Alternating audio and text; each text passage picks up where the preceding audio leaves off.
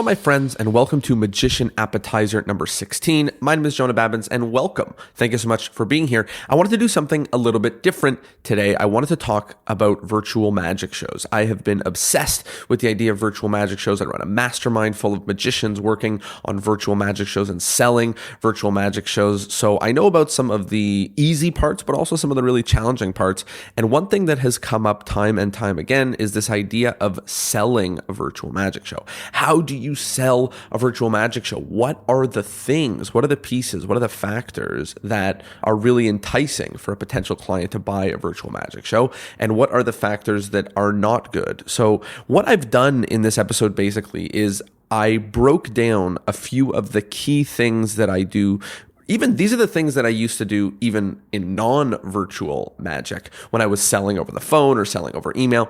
But I broke down the things specifically that I do when I'm selling virtual magic. And I've included at the end a dummy sales call that I did with one of the members of the mastermind group. And I did this dummy sales call, and you can actually hear me using the principles that I describe in this episode one at a time in order. You can actually listen to it happening. And then at the end of this episode, after you hear that clip, I'm going to tell you about a webinar that I'm running on August 26th, all about how to price your virtual magic show. That is something that loads of people have been very confused about. It's challenging. It's not easy. I'm running a webinar all about it. I'll tell you about that at the end. Right now, let's get into how to sell a virtual magic show. So I'm going to describe what to do if you are on the phone, because that's just where I'm most comfortable and most confident. But if you're selling over email, maybe some people, I know in some countries it's really common to sell over WhatsApp. I've never done that before. Maybe you're in a Facebook message or an Instagram DM, or I don't know what it is. But for me, I love the phone, but I would be using the exact same principles if I'm doing this over email or DM or anything like that. So the first part is be wonderful. Be fun and be exciting. They're hiring you because you're a magician, so they want you to be fun and exciting and excited. So be exciting, be fun. Number 2, this is the most important one, is listen. Listen. They are reaching out to you because you can solve some sort of problem for them. Whether it's, Billy's birthday party and they need something fun to do, whether the company usually has a big year-end event in person and now they're not doing that, so they need something to show their employees that they love them. Who knows what it is? Whatever the reason is, they are solving a problem. So it's really important that you listen so you can understand what problem it is that you're solving, so that when you describe your offerings, when you describe the things that you can do, you make sure that you're using the language that helps tackle the problems that they actually have. So number 1 is be wonderful. Number 2 is listen. We're going to talk about a few more reasons why you should listen. I know it seems obvious, but a few more reasons. So number 1 is so you can problem solve later. Number 2 is so that they are more invested. Imagine they reach out to a virtual magician and they reach out to a virtual escape room and they talk with you on the phone for an hour, but they email back and forth only once with the virtual escape room. They are more likely to book you because they're more invested. They have told you about what they're doing, what they're working on, what they're trying to do. So listen to them so that they can speak more and be more invested. That's number 2. And number 3 is so that they like you. People like to talk about themselves more than anything in the world. So give them the opportunity to talk about themselves. Listen, not only so you can problem solve later, but also so they're invested and so that they like you. So number 1, be wonderful. Number 2, listen. You're trying to help them. You're trying to solve their problems. You need to listen to understand what their problems are. Number 3, and this is really important during the pandemic times and also especially important with virtual magic shows, is crush any fears. Likely someone who's hiring you for a virtual magic show has never hired a virtual magician before. It didn't exist 5 months ago. So anybody who's hiring a virtual magician is likely doing it for the very first time, which means they are afraid that it's not going to be fun or that it's not going to be good.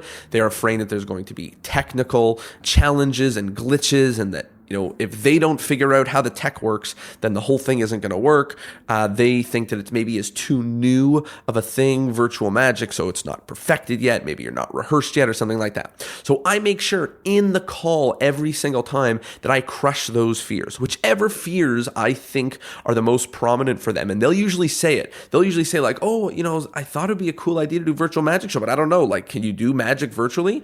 That means that they're afraid that the quality won't be very high. Maybe some people people say like, oh, this is what we use for tech. Like, what do you guys use? So at this moment, after I've listened and after I heard about what it is they want, I like to crush their fears and make sure that they're not worried at all about me doing a good job or the tech. So I might say something like, we've been doing this for almost 6 months now, so we've got the tech down to like 30 seconds. You join the Zoom call, you click one button, and the entire thing is sorted out, and you don't have to do anything. And we send you those steps in advance. So all you have to do is basically join a Zoom call, and the whole thing is completely done for you.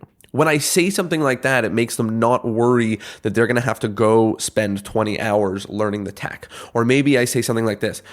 First thing I want to say is don't worry, because all we've been doing is virtual magic shows for the last basically 6 months. Almost every single day we've got virtual magic show or workshop or something going on. So we have been doing so many of these. We've actually designed tricks that couldn't take place in a theater. They only take place, through a screen.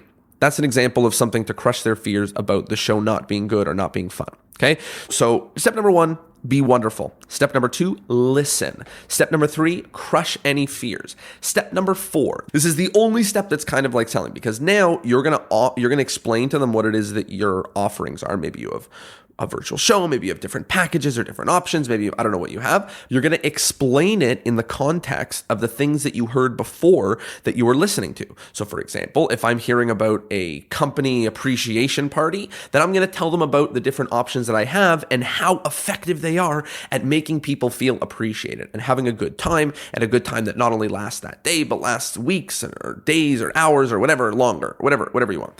It's their son's birthday party. I'm going to tell them not only are we going to have such a good time, but also I have this bonus thing that I'm going to give to your son, which is going to be amazing. And this is problem solving against what their plan was in terms of doing a virtual thing. We're problem solving against that. We're listening to what they have, and we're saying this aspect that I have, this one package, this one show would be really, really great because it does these things. And you wanted these things. Is that right? So then we problem solve against what we've heard. And then the last thing is the flying monkey principle. And I want to give credit where credit is due for this. And this came from Ziv Kivi from the now Magician Business podcast and Kids Entertainer podcast and a ton of podcasts. But I love this concept. I think I was using it before, but certainly him explaining it helped me recognize it and now use it over and over and over again. And it looks like this. In my virtual magic show, I light a hoop on fire, and there's a monkey, and the monkey jumps and he flies through the hoop, and in the air through the hoop he catches a card in the air, and it's a card that you're thinking of at home in your screen. By the way, does your virtual show have a monkey with a hoop? And it doesn't? Oh, mine does.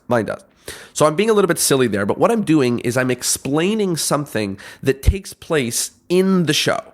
Something incredible and hard to believe and bonkers and bananas that takes place in the show that makes them go, what? They have a what? That sounds crazy. Oh man, I'm so excited for that part. So one thing I like to say is, we do a trick that takes place and it happens through the screen. It actually happens in people's hands at home. Or I say something like, we actually have designed a trick which someone in your group actually affects the result of the show. So whatever they say actually changes what happens in the... Whatever it is, I say, we do a trick where our cat flies through the air. He's literally levitating. And I'm making up the cat thing. But because you do magic, you have an impossible thing, for example, in your show. You have something impossible that you really do that you can tell them, and in my show, I do this thing where the CEO of your company forgets his own name. He can't remember his name. It's amazing. It's this crazy thing. We hypnotize, he forgets his name. Or I do this incredible thing where the CEO's wife can read everybody's mind. Would that be cool for your company if they did that? So this is an example. I call it the flying monkey principle, or maybe Ziv calls it the flying monkey principle. I don't know, but I use it all the time. So I always make sure in the sales call that I do a flying monkey principle. So now you've heard all of the different sections. Number 1, be wonderful. Number 2, listen. Number 3, crush any fears. Number 4, problem solve against what you've heard. And then number 5 is the flying monkey principle. Now I'm going to play a clip for you, and this is a dummy sales call that I did with Misty Knight, who is phenomenal and awesome and amazing, and she's part of the mastermind program and getting wicked results. But this is a dummy call that I did with her to explain and show some of these concepts in action. So listen to the call. You're going to hear about how I actually sell virtual magic shows on the phone. And at the end, After the sales call, I'm going to tell you about the webinar that I am running at the end of the month, this month, all about how to price your virtual magic show. Here is the dummy sales call. I hope you like it. Hope you learned something, and I'll see you on the other side. Hey, Misty, how are you? I'm good. How are you? I'm doing well. Let me just quickly introduce myself. I'm Jonah. I got a thing in my inbox about the virtual magic show inquiry. Mm-hmm. Do you want to tell me a little more about the event?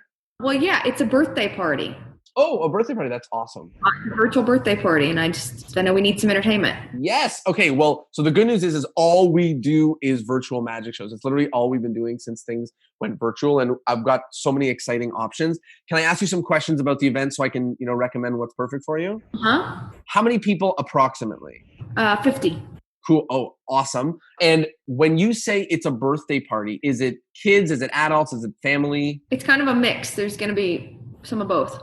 Cool. And maybe do you want to help me understand like just roughly what the kind of mix is, maybe what kind of age range of the kids, and tell me about like, whose birthday is this? Like 10 to 13 are the kids. There's not too many young kids. And then people with just families and stuff.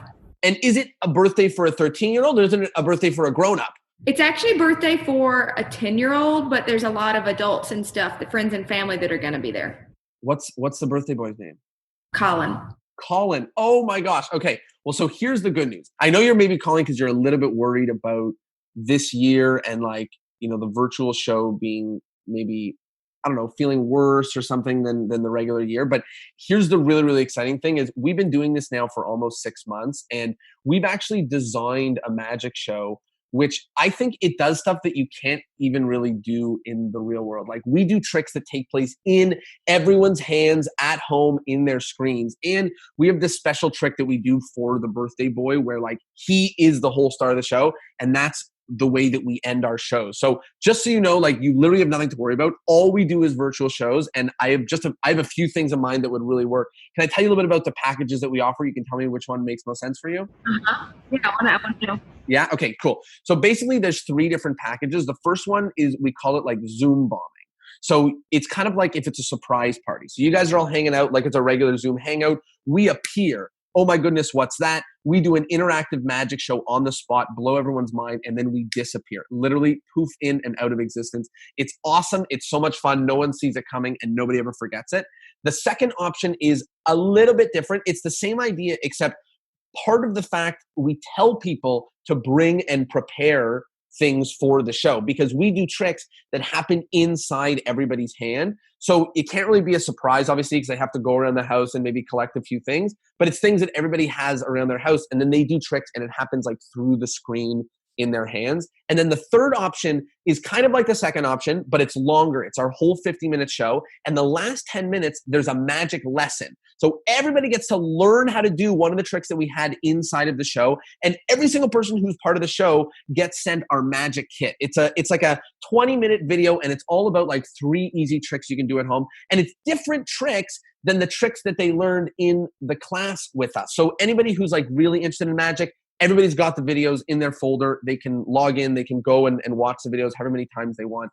Of those 3 packages, which one do you think kind of makes the most sense for your squad? The second one. The second one. Amazing. Okay, so here's what I'm going to do. If it's cool with you, I'm just going to go chat with my partner and tell him a little bit about this.